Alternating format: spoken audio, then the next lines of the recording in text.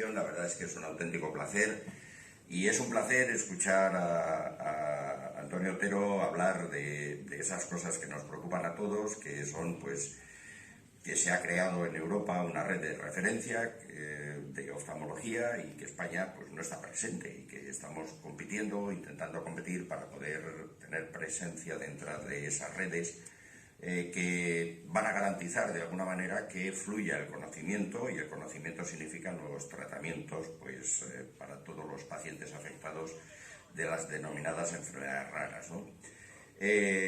También es un orgullo el escucharle al doctor Otero un manifiesto que recoge algo que para nosotros siempre ha sido muy importante, que es potenciar el Registro Nacional de Enfermedades Raras que está ubicado en el Instituto de Salud Carlos III. Si no están ubicados es imposible localizarles. En las enfermedades raras, pues los hospitales, incluso grandes como los que tenemos aquí en la ciudad, pues tienen poca experiencia.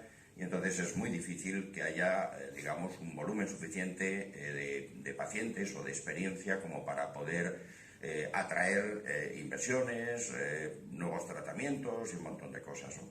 Las comunidades autónomas se han lanzado una especie de carrera, en mi opinión, absolutamente estúpida de crear sus propios registros. Andalucía lo tiene, por supuesto lo tiene Cataluña.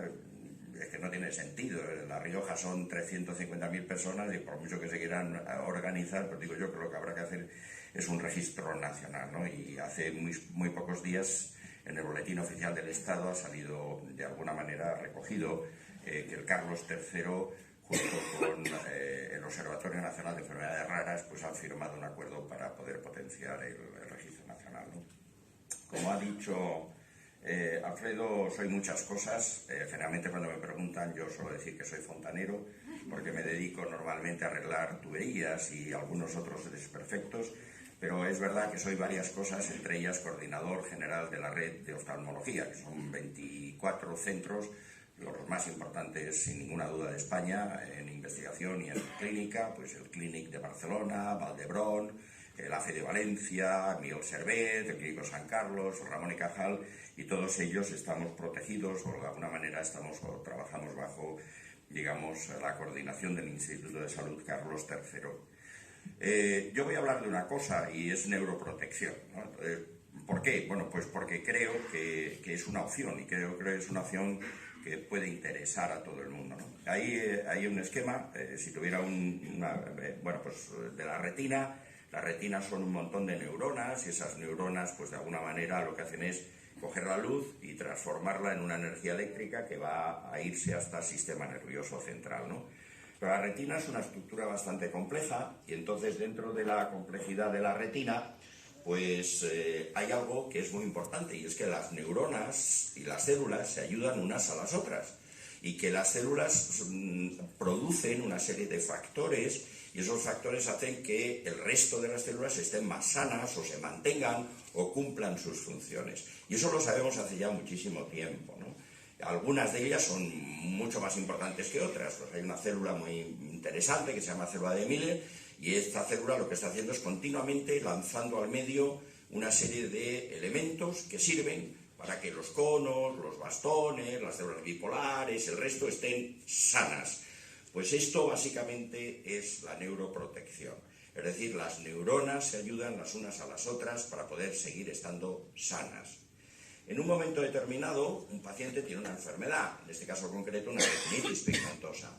Y esto es una afectación básicamente de bastones. Son los bastones los que tienen un problema y ese problema hace que no se codifiquen unas proteínas determinadas. O sea, aunque parezca mentira, todo es cuestión de un gen. Ese gen no funciona, no se produce una proteína y a partir de ese momento, digamos, se muere el bastón, deja de funcionar o no ha funcionado nunca el bastón y además ocurren otros elementos, otros eventos. ¿Y cuáles son los otros eventos que ocurren?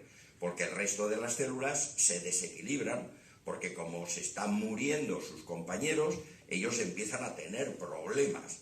Entonces, hay muchos cambios en la retina de un paciente con una retinitis pigmentosa.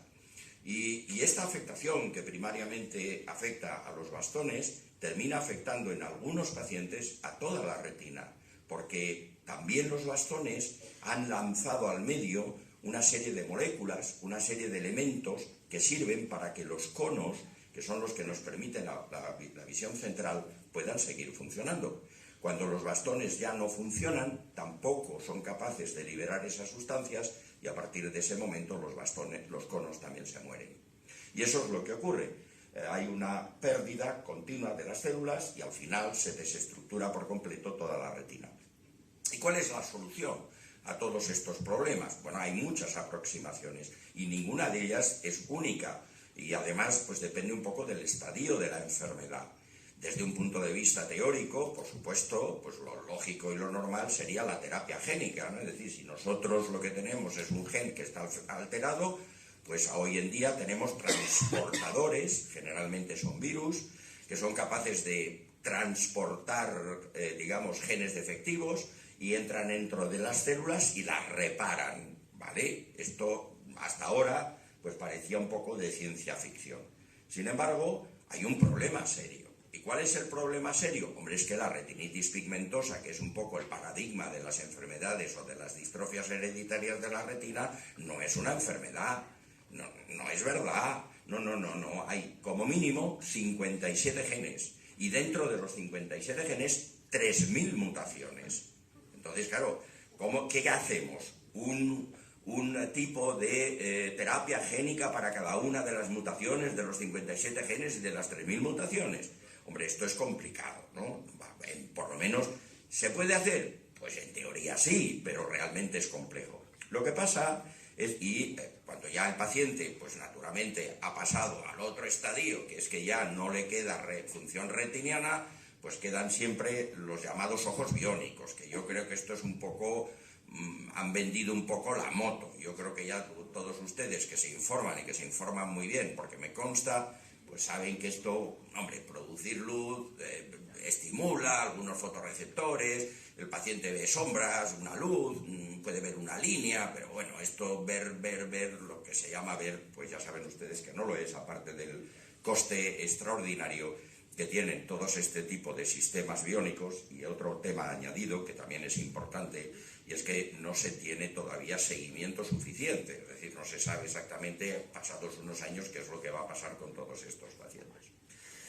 La otra alternativa a mí me encanta. Yo soy amigo de Nicolás Cuenca, que es un catedrático de biología de la Universidad de Alicante. Disfrutamos cada año porque viene y nos da una charla. Y Nico está emocionado con una cosa que se llama la autogenética. Ya el nombre te cuesta repetirlo, ¿no? Pero esto se basa en lo siguiente. Dentro de las células, todo el mundo, yo creo que hasta cualquier persona de bachillerato sabe que las células que ven son los conos y los bastones. Punto. Pues no es verdad. Hay unas células que son las ganglionares. Y esas células que son las ganglionares se encargan teóricamente de coordinar los estímulos que vienen de los conos y de los bastones, de las amacrinas, de las horizontales, etcétera, y codificarlos para que vayan hasta el sistema nervioso central. Pero hace algunos años se descubrió que dentro de esas neuronas existen unas que se llaman melanopsínicas, y esas ganglionares melanopsínicas son reactivas a la luz. Por eso, hace mucho tiempo que nosotros, los oftalmólogos, estamos obsesionados con que, aunque una persona no vea, y si tiene todavía la capa de células ganglionares, intentar preservársela, porque nuestro ritmo circadiano, el que hace que podamos estar en vigilia y en sueño, y esto tiene que ver con la liberación a la sangre de una sustancia que es básicamente cortisol, depende básicamente de las interacciones de estas neuronas. Por eso muchos de ustedes, los afectados, tienen problemas de sueño, y tienen problemas de sueño porque no les funcionan las neuronas, en este caso concreto las células ganglionares melanopsínicas, que son las que son sensibles a la luz. Bueno, pues ya en un arrebato de imaginación, se ha pensado que se pueden transfectar células, neuronas, bipolares, amacrinas, horizontales, cuya función normalmente simplemente es transmisión, elaboración, para que sean sensibles a la luz. Y eso en teoría se puede hacer. Y de vez en cuando pues leerán ustedes o saldrá en la televisión que unos japoneses, suelen ser japoneses o chinos, pues lo han hecho con una renacuajo. ¿De Bueno, fantástico, pues enhorabuena al renacuajo. Lo que pasa es que del renacuajo al ser humano, pues todavía hay un paso que es un paso bastante complicado, ¿no? Entonces, la alternativa que nos quedan son algunas. Nosotros pensamos que la neuroprotección es una alternativa viable. Y en esto llevamos metidos muchísimos esfuerzos hace algún tiempo en el instituto, ¿no? Es verdad que es algo inespecífico, ¿vale? Pero por lo tanto es amplio. Es decir, podría valer para un Stargardt, puede valer para un Usher, puede valer para una degeneración macular asociada a la edad o puede valer para una retinitis pigmentosa, ¿no? Se puede emplear prácticamente en cualquier estadio de la enfermedad, no hace falta que sea en los estadios muy precoces. Por supuesto, debería ser complementaria de otras medidas, porque son factores naturales. Es eso que yo les decía hace un rato que producen las células para ayudar a las otras células. Hay algunas células que liberan sustancias que mantienen la salud del resto de las neuronas. Entonces, allí hay una pobre célula que es una ganglionar, y entonces cuando hay una alteración, pues la pobre célula se pone malita, y si nosotros reequilibramos el sistema, la célula puede otra vez recuperarse y volver a funcionar, ¿no? Vale, ¿qué es la neuroprotección? Pues es cualquier estrategia que lo que hace es o bien antagoniza, o bien interrumpe, o bien retrasa, que también sería un auténtico éxito, aquellas cosas que están ocurriendo en la retina y que causan la muerte celular irreparable, irreversible. Si una célula ha decidido morirse, si una célula ha recibido una orden, que es activar un gen, que se llama P53, y esa célula se va a suicidar, y eso nos pasa a todos los días, gracias a eso no nos morimos de tumores, nuestras células están mutando, cambian, y cuando hay una célula que no es interesante para el organismo, recibe la orden de que se suicide esa célula, y gracias a eso podemos vivir. Bueno, pues cuando nuestras células de la retina van a recibir esa orden, cualquier cosa que podamos hacer por retrasarlo, estamos salvando células visuales. Bueno, todo eso es lo que se llama neuroprotección. Es por lo tanto algo inespecífico, pero creemos que es una alternativa bastante interesante. Hace mucho tiempo que el instituto trabaja en células madre, ¿vale? Nosotros trabajamos en células madre mesenquimales, estamos reconocidos como uno de los centros capaz de transferirlo a pacientes. Hay más de 70 personas trasplantadas con células madre mesenquimales de esta y de muchas otras comunidades autónomas, pero están en la parte de fuera del ojo, porque es más fácil, porque es más accesible. Estos pacientes están ya, muchos de ellos llevan 4 años de seguimiento, hemos recuperado, más del 80% de los pacientes han recuperado su visión y hemos hecho el primer ensayo clínico en el mundo, pero no porque lo diga yo, que hoy me he levantado así de buen humor y entonces además soy un fantasma, que no. Hay una base que se llama clinicaltrials.gov, que es del gobierno federal de los Estados Unidos. Si tú vas a hacer un ensayo clínico y lo quieres publicar, lo tienes que inscribir. Y es muy fácil averiguar cuál es el primer ensayo clínico en el mundo, el nuestro. Bueno, pues eso, nosotros trabajamos hace mucho tiempo con células madre. La gran idea de las células madre era, si yo le pongo a una persona una célula madre, esa célula se puede transformar en una célula adulta. ¿Y eso es verdad? Sí, claro que sí. Es decir, ¿una célula se podría transformar en un bastón? Sí, pero eso es muy complejo hacer. Y es enormemente complicado, pero tenemos otra ventaja.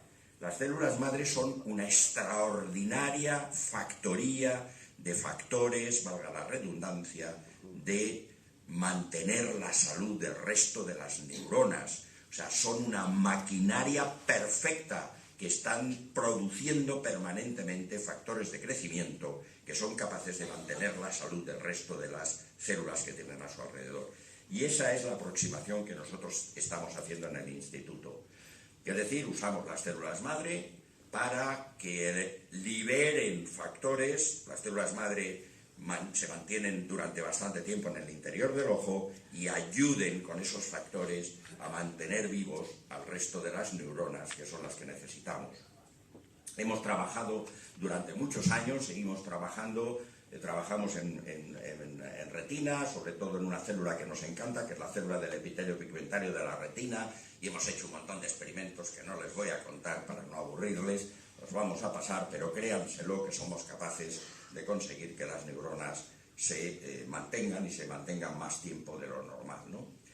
Este es interesante porque nosotros estamos autorizados para poder trabajar con tejido humano, en caso necesario, ¿vale? Nos ha costado, pero la comunidad autónoma nos autorizó para trabajar con tejido humano. Aquello que están viendo allí es una retina de un cadáver que la podemos mantener durante una serie de días en cultivo y podemos estudiar los cambios. Y somos de los pocos centros en España que estamos autorizados para la utilización de tejido humano, ¿no? Y bueno, pues hacemos unas fotos con muchos colorines y al final pues logramos averiguar qué combinación de todas estas cosas son las que mejor funcionan. Y como en la universidad las cosas tienen que demostrarse si valen o no valen, pues al final tenemos una patente. Y tenemos una patente que de alguna manera garantiza que somos originales, porque cuando tú quieres hacer una patente la mandas a la Oficina Nacional de Patentes, te la exploran, miran, buscan a ver si hay algo parecido y si no hay nada parecido te dicen enhorabuena, la patente es suya, ¿no? Vale. Y trabajamos en más cosas, y ya voy acabando. ¿Y por qué? Porque les he dicho antes que las células producen unas sustancias naturales que lo que hacen es mantener a sus compañeras vivas. Ya, pero hay muchas más sustancias que hacen estas cosas, algunas sorprendentes. Por ejemplo, las derivadas del vino, los polifenoles. Anda, es que los polifenoles son antiinflamatorios, son neuroprotectores, son agentes antiapoptóticos, son agentes antioxidantes. Pero bueno, pues si estamos en la tierra del vino. Pero bueno, pues efectivamente, ahí abajo está Carlos Moro, de las bodegas Matarromera, firmando un acuerdo de colaboración con el rector de nuestra universidad, precisamente para una patente conjunta que estamos desarrollando con un derivado del vino. Solo faltaría que el vino no fuera bueno y el de Ribera del Duero, hasta ahí podía llegar la broma. Claro, ahora, ojo con traducir mis palabras, o sea, que el que se ponga ciego como un piojo no se le cura la... No, yo no he dicho eso, para nada. Yo lo que digo es que el vino es una fuente fantástica de polifenoles y que los polifenoles tienen todos digamos, el grupo de propiedades. Estamos iniciando otro ensayo clínico, esta vez con una patología que no es muy frecuente, que es la neuropatía óptica isquémica, que es un infarto a la cabeza nervio óptico que ocurre en una prevalencia baja, y aquí lo que ven es la autorización del Comité Ético y de, digamos, la Agencia Española de Medicamentos y Productos Sanitarios. Es el primer ensayo que se va a hacer en el mundo, también, esta vez con otra patología, en este caso concreto, con una patología que no tiene tratamiento y que es irreversible, y que afecta al nervio óptico. Y ese es el registro en la base esta que les hablaba, es clinicaltrial.gov, por lo cual sabemos, evidentemente, que también es el primer ensayo que se está haciendo en el mundo. Y no estamos solos en todas estas historias, avanzamos en grupo, ¿no? Esto es un ensayo que nos han autorizado la Agencia Española de Medicamentos, que está coordinado pues, por Valdebrón, donde participan el Ramón y Cajal, donde participa el Clínico de San Carlos y naturalmente la Universidad de Valladolid. Y es otra de las herramientas que ponemos a disposición de los pacientes. Y ayer, estando en Madrid, en el Congreso de la Sociedad Española de Oftalmología, pues me dieron una muy buena noticia. Yo siempre he creído que la retina puede ser una magnífica, digamos, herramienta para analizar neuroprotección. Muchas compañías trabajan en neuroprotección. Piensen ustedes que todos los que trabajan en el sistema nervioso central, o sea, aquellos que están trabajando en Parkinson, en Alzheimer, todos los que están trabajando en ictus, en esclerosis múltiple, todas esas compañías trabajan en neuroprotección. Y muchas veces fracasan porque los fármacos tienen efectos adversos, pero se podrían transferir al ojo, porque el ojo es un circuito cerrado donde se pueden hacer muchas cosas. Bueno, pues ayer tuvimos la magnífica noticia que el Ministerio de Ciencia, Innovación y Universidades ha aprobado lo que se llama una red de excelencia. Somos 9 centros en España, estamos nosotros incluidos dentro de ella para precisamente utilizar eso. Me había pedido Alfredo, porque le mandé la noticia, que hoy se lo comentará, y lo hago con mucho gusto. Y ya la última diapositiva, para no darles más la vara. Creo que la neuroprotección es importante. Vamos a seguir trabajando en terapia génica, vamos a seguir trabajando en optogenética, vamos a seguir trabajando en los ojos biónicos, pero nosotros nos vamos a concentrar en la neuroprotección. ¿Por qué? Porque creo que es una realidad y en breve lo va a ser, van a poder disfrutar de ella muchos de los que están aquí. No va a curar, no, porque no tiene esa capacidad. La persona que tiene un gen defectivo lo que necesita es que se arregle el gen, pero seguramente va a aliviar y va a enlentecer la progresión de las enfermedades, que es mucho de las cosas que están aspirando la inmensa mayoría de ustedes. Por supuesto, mi más sincero agradecimiento a todos mis compañeros del IOBA, porque se parten el bazo todos los días trabajando. La A del IOBA, por cierto, el IOBA es el Instituto de Oftalmobiología Aplicada. La gente cree que es el Instituto de Ojos de Valladolid, y como lo ponemos con B, nos tachan las cartas como diciendo, vaya acémilas, que no han entendido que Valladolid es con V, ¿no? Y sí, hay gente que nos corrige y encima nos dice, parece mentira que en Castilla, que habláis muy bien el castellano, pongáis Valladolid con B y tal. Pues no, es que es de biología aplicada, ¿no? Y la aplicada viene de transferencia. O sea, toda la gente que está en el instituto, biólogos, bioquímicos, biotecnólogos, todos tienen muy claro una idea, y es que desde el punto de la mañana, cuando se levantan, el objetivo son todos ustedes, los pacientes. Así que mi más profundo agradecimiento a nuestra universidad, porque siempre nos ha apoyado, a la ciudad, porque también nos apoya, por supuesto a ustedes, y además les felicito por cambiar el nombre, porque es bastante complicado saber y pronunciar Aclarpor. Si el IOBA ya tiene problemas porque es el Instituto de Ojos de Badajoz, pues ya, claro, ni les digo, ¿no? En cambio, Retina Castilla y León, a esto suena de maravilla, y gracias a todos por aguantar.